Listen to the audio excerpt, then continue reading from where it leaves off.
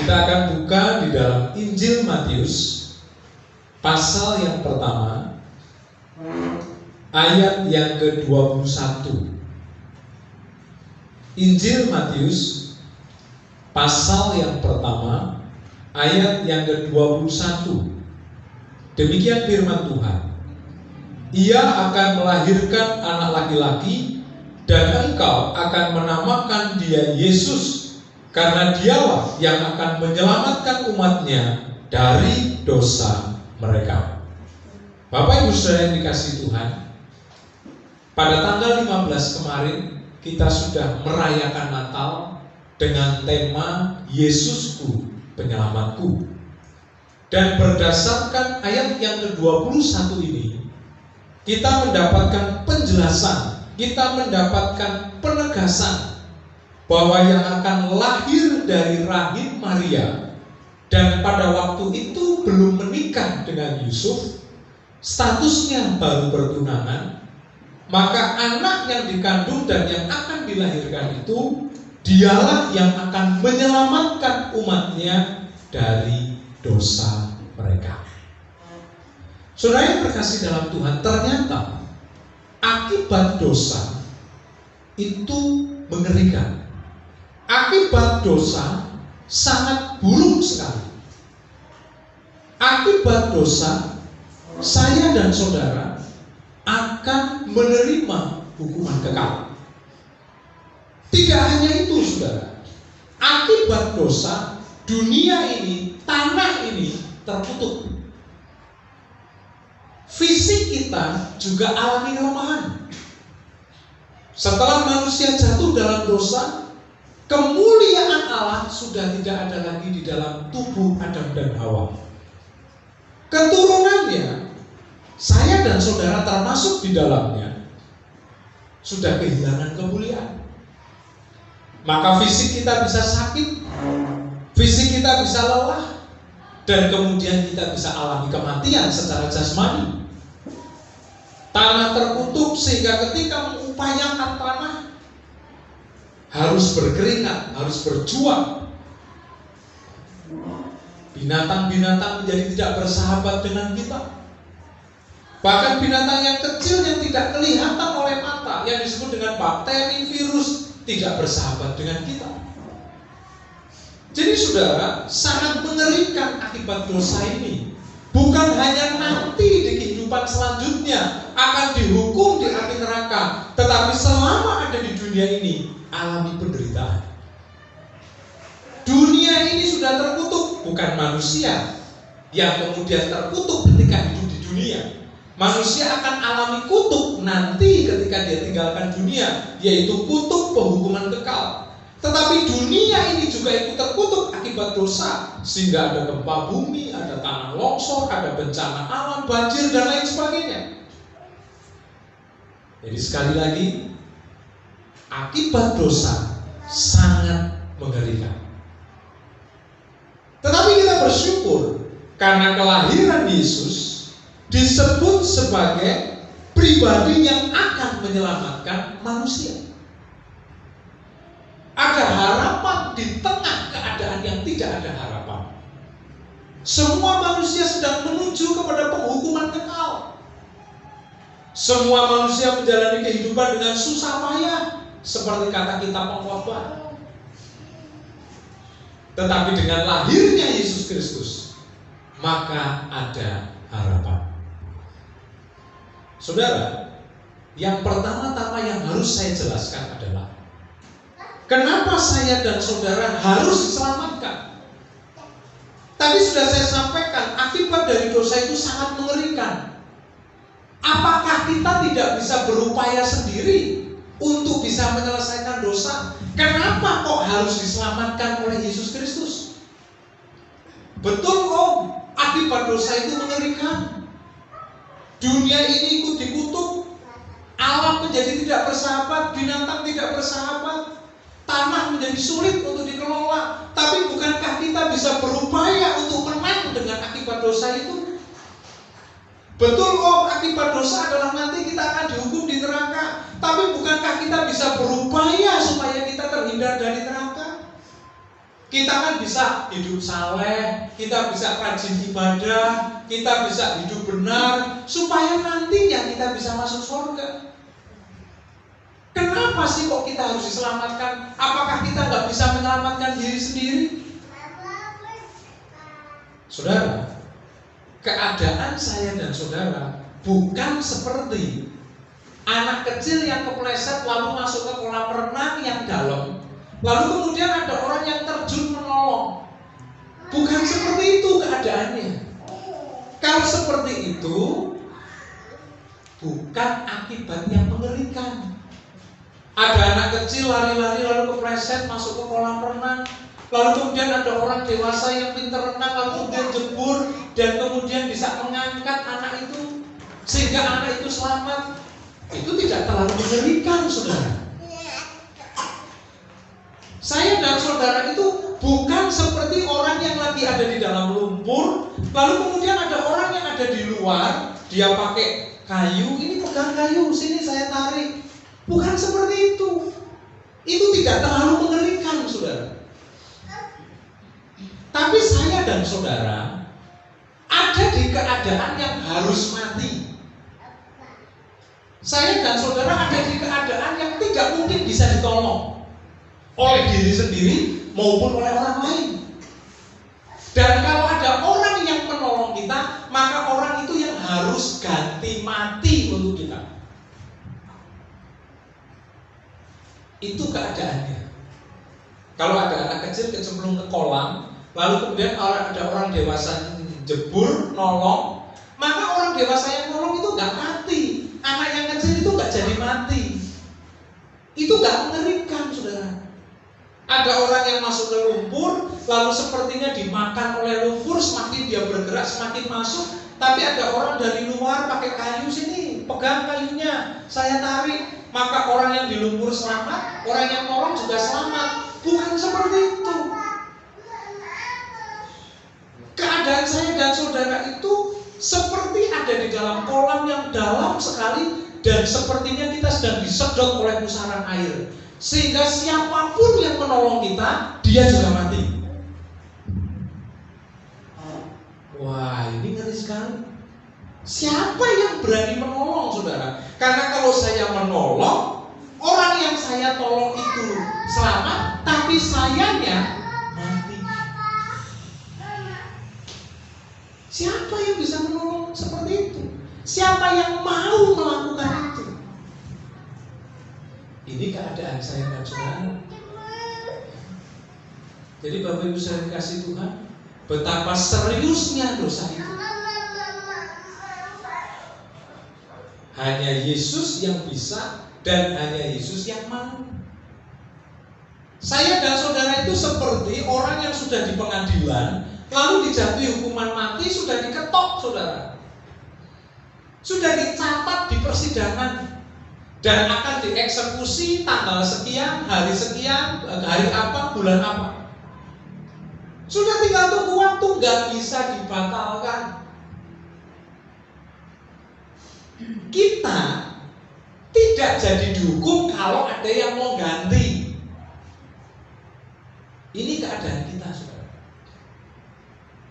Kalau perumpamaan gerasi itu masih kurang cocok. Saya dan saudara siap dihukum mati, lalu ada gerasi dari pemerintah, kita nggak jadi dihukum mati. Itu masih kurang cocok. Siapapun yang menyelamatkan kita, dia harus ganti mati, saudara. Ini keadaan saya dan saudara. Maka pertanyaan tadi, kenapa sih kok kita harus diselamatkan oleh Tuhan Yesus? Apakah kita nggak bisa berusaha sendiri? Gak bisa. Kita ini sudah diketok palu. Roma pasal yang ketiga 23, semua orang telah berbuat dosa dan telah kehilangan kemuliaan Allah. Ya. Roma 6 ayat 23, upah dosa adalah maut. Sudah diketok palu, kita sudah harus menuju ke api neraka, tinggal tunggu waktunya. Siapapun yang akan menyelamatkan kita, dia harus ganti mati untuk kita. Berarti saya dan saudara nggak mungkin bisa menyelamatkan diri sendiri. Saya nggak bisa menyelamatkan anak saya nggak bisa menyelamatkan saya. Suami nggak bisa menyelamatkan istri, istri nggak bisa menyelamatkan suami. Karena keadaannya semua sama-sama terhukum. Yang bisa menyelamatkan kita hanya Tuhan Yesus karena Dia tidak berdosa. Tapi meskipun Dia tidak berdosa, kalau mau menyelamatkan kita, Dia harus ganti mati untuk kita. Wah, ini kan yang repot. Seakan-akan Tuhan Yesus datang ke pengadilan begini. Tolonglah orang itu jangan dihukum, jangan divonis, jangan dieksekusi. Sudah divonis tapi jangan dieksekusi. Nah, lalu saya yang ganti. Saya yang ganti. Setelah dicek, Yesus, oh iya ini sama sekali gak punya salah. Kalau ada narapidana lain yang datang, tolong itu teman saya jangan dihukum. Terus saya yang ganti. Lalu kamu juga sama-sama terhukum kok. Gak bisa. Yang bisa ganti itu yang gak punya kasus, saudara. Sama-sama terhukum mati, lalu dia bilang gini, teman saya jangan dihukum mati Pak Hakim, saya saja. Lah wong kowe ya padha wae kamu juga dihukum mati kok. Jadi yang bisa menggantikan hanya Yesus. Tapi ketika Yesus mau menggantikan kita, Dia bukan hanya disiksa, dianiaya, Dia juga harus mati menggantikan kita. Maka saya tergerak sekali untuk mengangkat tema ini di tahun ini. Yesusku penyelamatku, karena Dia lahir untuk mati bagi kita. Dia hadir ke dunia ini untuk mati bagi kita, untuk menyelamatkan kita. Makanya lahir dengan mati, dengan Paskah, itu nyambung, saudara. Jadi saya sudah jelaskan kepada Bapak Ibu Saudara, berbahagia yang hadir pagi hari ini, karena saudara mendapatkan pencerahan. Oh iya ya, ngeri banget ya dosa itu ya. Saya ini bukan seperti kecemplung kolam lalu kemudian ditolong orang, bukan. Saya ini seperti orang yang sudah divonis mati dan tinggal tunggu waktu. Siapapun yang menolong saya, orang itu harus ganti mati untuk saya. Siapa yang mau melakukan untuk saya? Manusia itu, saudara, salah saja masih nyalahkan orang lain kok. Jarang orang manusia sama, saudara ya.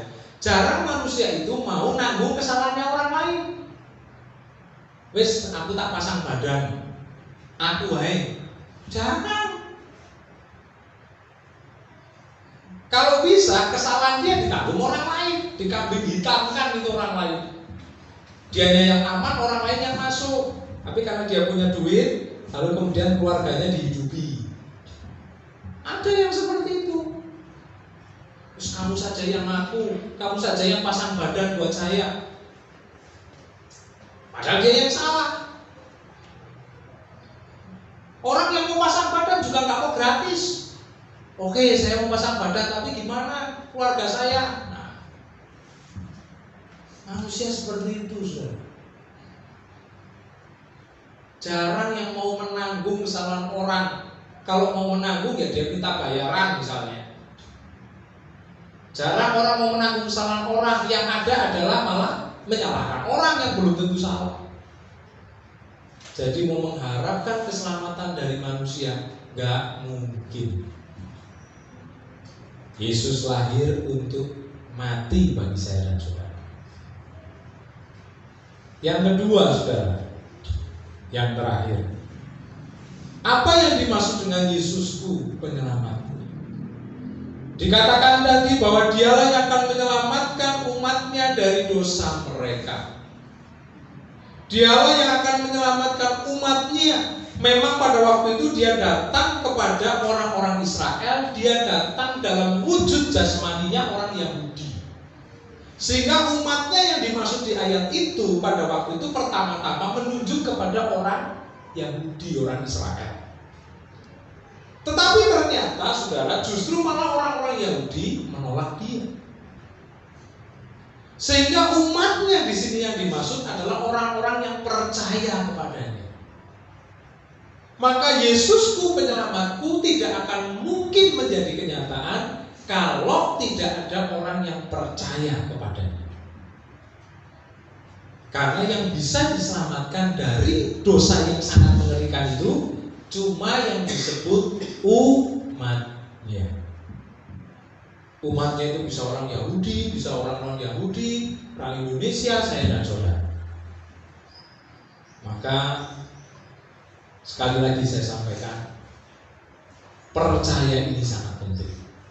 Tidak akan terjadi keselamatan kalau tidak ada orang yang mau percaya. Keselamatannya sudah dikerjakan, tapi tidak terwujud kepada orang itu karena orang itu tidak mau percaya. Maka kita semua di sini disebut umatnya. Tandanya apa?